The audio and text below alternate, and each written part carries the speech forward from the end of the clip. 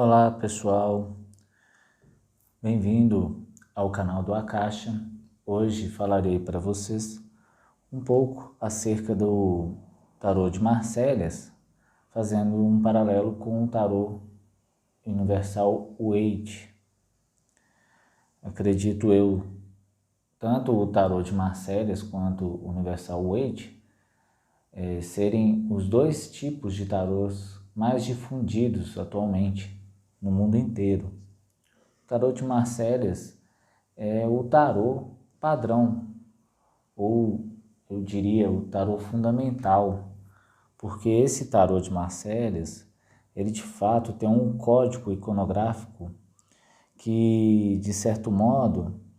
representa um sistema metafísico, uma espécie de modelo de mundo, e que representa muito bem os aspectos arquetipais que sempre permearam todos os povos, desde o seu primarismo até os dias atuais. Isso, é claro, se repete também no Universal Waite, mas como o Universal Waite vem depois do de Marselhas, então temos o de Marselhas como o tarô raiz, ou o tarô original fundamental. É claro que aqui eu falo dos tarôs que a gente tem lastro, que a gente tem pesquisa, que nós temos como atestar, como pesquisar, como tangenciar e assim dizer que tem um fato histórico que vai dar comprovação a tudo aquilo que a gente diz acerca deste tarô. Tem algumas teses que levantam que o tarô seja muito mais antigo que o próprio tarô de Marselhas. E isso pode ter alguma realidade, sim, existe fundamento, mas não vamos falar e nem ficamos girando muito em torno disso nas nossas falas, nas nossas palestras, nas nossas aulas, porque aquilo que não tem como ser provado, que não tem lastro, que não pode ser atestado por meio de provas, fica um pouco ruim ou chato até mesmo ficar defendendo apenas teses puramente especulativas. Mas há sim indicativos que o tarô de Marselhas, mesmo tendo esse fator iconográfico como um código estrito do funcionamento do sistema metafísico, verdadeiro modelo de mundo, ainda assim precisa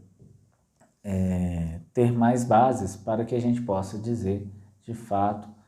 de onde poderia ter vindo os rudimentos para aquilo que hoje nós conhecemos como o tarô de Marselha. O tarô de Marselha tem uma geometria bastante intricada e existem vários estudos sobre o tarô de Marselhas. Inclusive, nós recomendamos o livro O Código Sagrado do Tarô, de Wilfred, e tem como subtítulo A Redescoberta da Natureza Original do Tarô de Marselha. É um livro até de fácil acesso, é um livro relativamente novo, porque a edição que nós temos é uma edição recente, uma edição nova. Não vale a pena vocês que são taromantes ou tarólogos, até mesmo para o tarotista, é interessante ter contato com este livro, porque o autor, mesmo que a gente não concorde com todas as suas linhas, vamos dizer assim, não concordamos em linhas gerais com este autor, mas ele traz um estudo muito robusto, interessante e que tem certa consistência, sim. Em alguns momentos ele faz algumas abordagens de outras ciências e outros oráculos e faz algumas correlações com cristais e outras coisas, tipo as escritas, os números, as tradições ditas cabalísticas, mas como nós sabemos que o tarô também, como é um agregado da cultura, do cultivo mental, sentimental, perceptivo de vários povos, é claro que se dentro de determinados povos existe uma tradição, e essa tradição é chamada de Cabala, É claro que o tarô também o absorveu e o traduz em suas linhas indiretas, vamos dizer assim, em suas iconografias que não se mostram ao leigo de maneira fácil e simples. É preciso então ter a chave, saber como decodificar essas informações e sinais, e quando não sinais, o próprio símbolo, para entender onde está no tarô a tradição deste ou daquele povo nos seus aspectos internos, essenciais ou também chamados esotéricos. Mas nós entendemos que o tarô de Marselha constitui, então, como eu disse, uma forma de codificar e cria um elo entre o homem e as questões relativas às próprias leis universais que regem não só o cosmos visível, como o cosmos natural em que nós vivemos. O tarô de Marselha, existem também estudos que demonstram que em determinados períodos ele tinha um tipo de coloração, as vestimentas de alguns personagens, de algumas figuras do tarô tinham uma cor e em outros momentos já tinham outra. Então existe também um trabalho de pesquisa de resgatar as cores originais e, trabalhando em torno dessas cores, dizer por que talvez apareça um rosto que não é de uma pele normal, de uma cor de pele habitual, o tarô apresenta aquela cor. Então, tem muitas pessoas que, embora gostem muito do Universal Weight, exemplo da minha própria pessoa, devemos levar em consideração que o tarô, em suas bases principais, precisa ser estudado nos aspectos do tarô de Marselha. E aí, o Universal Weight e os demais tarôs mais modernos, a exemplo dos transculturais, eles vão trazer para a gente adendos, informações que já vêm temperadas ou vêm com um colorido particular daquele que o manuseia, daquele profissional que tem um entendimento X sobre um significado. E a gente também tem que levar em consideração que o tarô, como eu disse, o tarô de Marselha é tão profundo, a iconografia, a forma de desenhar que acabou sendo e ficou consagrada, é tão perfeita que leva a pensar assim, em geometria sagrada dentro da sua própria figuração, que nós percebemos que os tarôs que vêm depois, eles vêm também, de algum modo, resgatando ou aprendendo. É quando o profissional começa a aprender com o tarô informações que normalmente não estão claras ou que não foram transmitidas, não foram passadas por linha de transmissão de professor para aluno. É claro que isso não implica em dizer que a pessoa, para se tornar um tarólogo, basta ela estudar, ser autodidata, que ela vai conseguir. Isso é muito raro e muito difícil, embora algumas pessoas se prestem a este mister, mas a verdade é que essas pessoas, na maioria das vezes, não estão capacitadas para fazer uma tiragem do tarô ou lê-lo na sua tradução mais cristalina. A interpretação, então, fica deturpada, obscurecida. Mas é claro que também não é impossível. Mas recomendamos sempre. E aí fica não só esta observação, mas fica também o nosso convite. Vocês que querem aprender o tarô de uma forma mais profunda, de uma forma mais ampla também, entre em contato conosco aqui no canal do Akasha, no nosso endereço do e-mail ou pelo site www.doakasha.com ou até mesmo pelo número de WhatsApp que vocês conseguem ver aí nas entrelinhas abaixo do vídeo. É importante porque acaba que se dá um norte, se dá uma direção para a pessoa, porque o volume de estudos e de pesquisas em torno do tarô é muito grande. E é como a gente costuma dizer para alguns alunos, O tarô não se limita a ensinar palavras-chave, a trazer palavras-chave para a tradução do tarô, e muito menos termina nos próprios significados. Os significados, eles são múltiplos, e além dos significados existe esse fator ainda esotérico, essencial das cartas, que com a prática de anos, a pesquisa e o trabalho insistente ou a direção bem conduzida por alguém que já é experiente, como nós, ajuda muito no entendimento geral da própria vida. Veja bem, no entendimento geral da própria vida, porque o maior beneficiado no uso do tarô não é os clientes, não é a outra pessoa que vem nos procurar, e sim nós mesmos que utilizamos. Então, aquele que estuda o tarô tem um benefício, aquele que passa por uma leitura de tarô tem outro benefício. Aquele que passa pela leitura e, além de passar pela leitura, também estuda, e estuda com humildade, com dedicação, honestidade e disciplina, há de descortinar diante de si mesmo um mundo muito mais interessante, um mundo realmente cativante, tanto do ponto de vista do autoentendimento, do autoconhecimento, dos aspectos mentais, psíquicos, dos aspectos espirituais, seus atributos, os nossos limites, as nossas fortalezas, as nossas sombras e as nossas luzes, mas também em conseguir entender melhor os outros e aí, por conseguinte, o mundo. Então, o tarô de Marseilles, ele tem tudo isso, porque ele foi, ao longo do tempo, sendo elaborado por várias mentes, e mentes de pessoas muito bem gabaritadas e bem conduzidas, vamos dizer assim, nas ciências. Tinha profundo conhecimento de ciências herméticas e tudo mais. Isso era um atrativo muito grande, porque nós estamos falando do período renascentista, onde tudo isto havia renascido no seio da Europa. Sem falar que as influências das culturas árabes, das culturas onde o sufismo é muito forte. Inclusive, nesse mesmo livro que nós indicamos para ler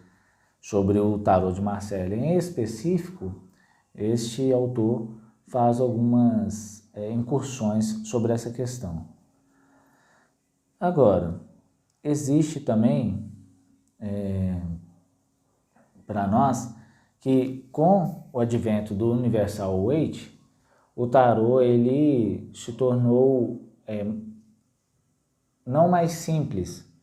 mas a partir do momento que a Pamela, junto com o Sr. Waite, conseguiram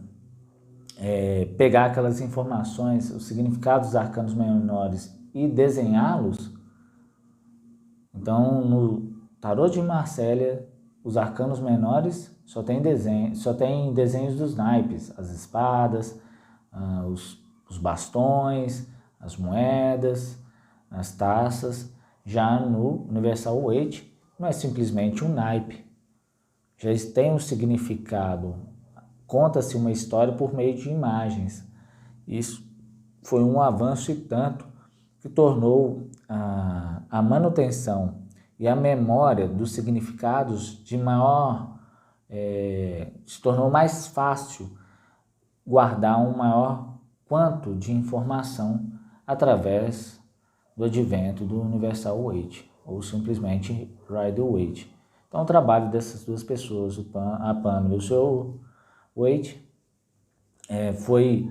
e até hoje é considerado como muito importante por todos os tarólogos sérios, porque torna o tarô mais acessível e o imortalizou, o consagrou em sua memória, em seus significados, porque antigamente era difícil para a maioria das pessoas conseguirem traduzir as informações dos arcanos menores. Às vezes se contava com intuição, e aí a gente sabe que tem uma razão de ser de cada carta, e aí a gente precisa partir daquilo que é lógico, daquilo que, portanto, é dialético, que pode ser explicado, que tem suas bases metodológicas, suas bases epistemológicas e que possa, de algum modo, se registrar. Então, enquanto o tarô de Marselha, como eu disse, nessa ideia de paralelo entre o tarô de Marselha e o Rider-Waite, nós temos primeiro o tarô de Marselha, que depende de uma capacidade de concentração e mobilização significativa daquele que vai manusear o tarô. Já no Universal Waite,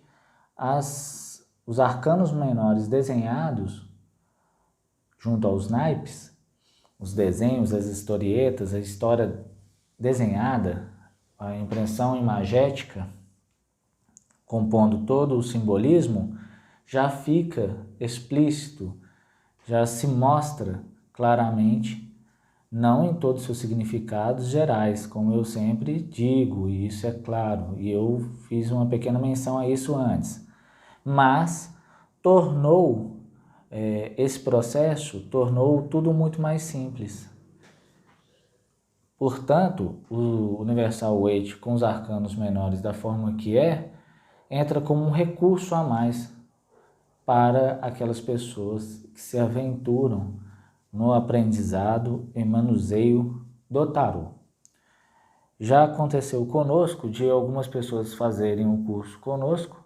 e nós indicamos o tarô do Universal Waite por essa facilidade,